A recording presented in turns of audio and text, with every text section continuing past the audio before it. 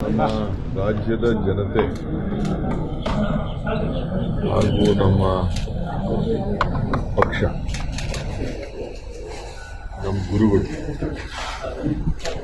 ಎಲ್ಲರ ಅನುಗ್ರಹದಿಂದ ನಾನೇನು 45 ವರ್ಷ ಹೋರಾಟ ಮಾಡಿಕೊಂಡು ಇದಕ್ಕೆ ಫಲ ಸಿಕ್ಕಿದೆ. ಹಿಂದೆ ಭಾರತ್ ಜೋಡೋ ಸಂದರ್ಭ ಇರ್ಬೋದು, ನಮ್ಮ ಮೇಕೆದಾಟು, ನಮ್ಮ ನೀರು ನಮ್ಮ ಹಕ್ಕು ಹೋರಾಟ ಸಂದರ್ಭ ಇರ್ಬೋದು, ಹಾಗೆಲ್ಲ ಬಂದು ಇಲ್ಲಿ ಪ್ರಾರ್ಥನೆ ಮಾಡಿ ಹೋಗಿದ್ದಾರೆ. ಪ್ರಾರ್ಥನೆಗೆ ಫಲ ಸಿಕ್ಕಿದೆ. ತಾಯಿ ಕಾವೇರಿ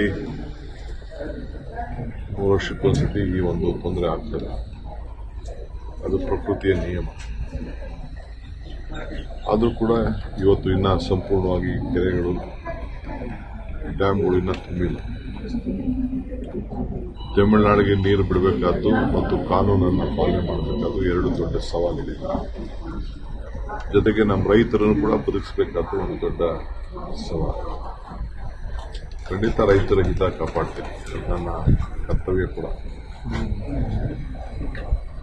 ಕುಡಿಯೋ ನೀರಾಗಿರ್ಬೋದು, ವ್ಯವಸಾಯಕ್ಕಿರ್ಬೋದು, ನಾವು ಡ್ಯಾಮ್ನಲ್ಲೇ ನೀರನ್ನು ನೋಡಿಕೊಂಡೇ ನಾವು ರೈತರಿಗೆ ಮಾರ್ಗದರ್ಶನ ಕೊಡಬೇಕು.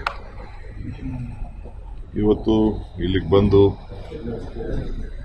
ಒಳ್ಳೆ ಮಳೆ ಆಗಲಿ, ಮಳೆಯಿಂದ ಬೆಳೆ ಆಗಲಿ, ನಮ್ಮ ರೈತರಿಗೆ ಅನ್ನ ಸಿಕ್ಕಲಿ, ಅವ್ರು ಬದುಕು ಕಟ್ಕೊಳ್ಳಿ, ಕನ್ನಂಬಾಡಿ ಕಟ್ಟೆ ಅನ್ನದ ತಟ್ಟೆ.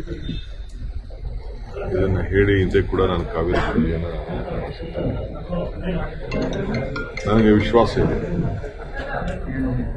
ಇವತ್ತು ಸುಪ್ರೀಂ ಕೋರ್ಟ್ ಅವರು ಕೂಡ ನಾನು ಕಾವೇರಿ ಪೂಜೆ ಮಾಡ್ತೀನಿ, ನನ್ನದೇ ಆದಂಥ ಒಂದು ಪ್ರಯತ್ನ, ನನ್ನದೇ ಆದಂಥ ಒಂದು ಸ್ಟ್ರಾಟಜಿ ಇವೆಲ್ಲ ಕೂಡ ಆದಮೇಲೆ ಸುಪ್ರೀಂ ಕೋರ್ಟ್ ಕೂಡ ತಮಿಳುನಾಡಿಗೆ ಯಾವ ಥರದ ಆಗಲಿ, ಬೇರೆ ಯಾವುದೇ ಆಗಲಿ, ಪಕ್ಕದ ರಾಜ್ಯದಲ್ಲಿ ನಮ್ಮ ರಾಜ್ಯದ ಸೀಮಿತವಾಗಿ ಡ್ಯಾಮ್ ಕಟ್ಟಲಿಕ್ಕೆ ಅಭ್ಯಂತರ ಇಲ್ಲ ಅಂತೇಳಿ ಸುಪ್ರೀಂ ಕೋರ್ಟ್ ಹೇಳಿದೆ.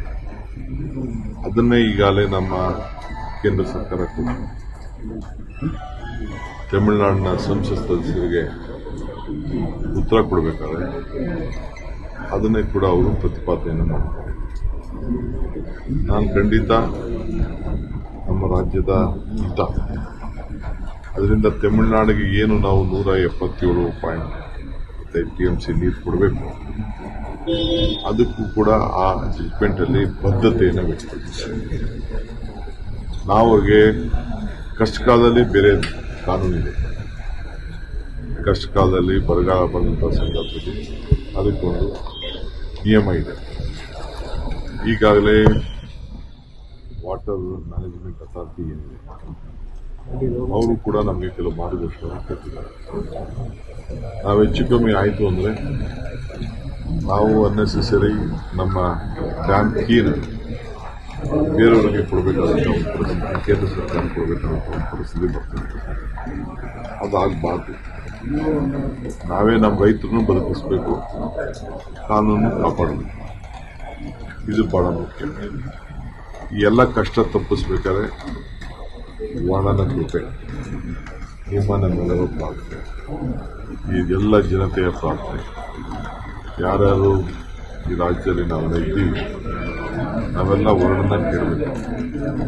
ಪ್ರೈಮ್ ಮಿನಿಸ್ಟರ್ ಕೂಡ ಮುನ್ನೆಚ್ಚರಿಕೆ ಗಂಟೆ ನಮಗೆ ಒಂದು ತಿಂಗಳಲ್ಲೇ ಕೊಟ್ಟಿದ್ದಾರೆ. ಅದು ಕೂಡ ನಾವು ಗಮನದಲ್ಲಿ ಇಟ್ಕೊಳ್ಬೇಕು. ಅವರಿಗೆ ಆದಂಥ ಮಾಹಿತಿ ಮೇಲೆ ಅವರು ಕೂಡ ಕೊಟ್ಟಿದ್ದಾರೆ. ಸೊ ಈಗಾಗಲೇ ಕೃಷ್ಣ ತುಂಬಿದೆ, ತುಂಗಭದ್ರಾ ಇನ್ನು ಅದಕ್ಕೆ ನೀರು ಬರಬೇಕಾದಂಥ ಅವಶ್ಯಕತೆ ಇದೆ.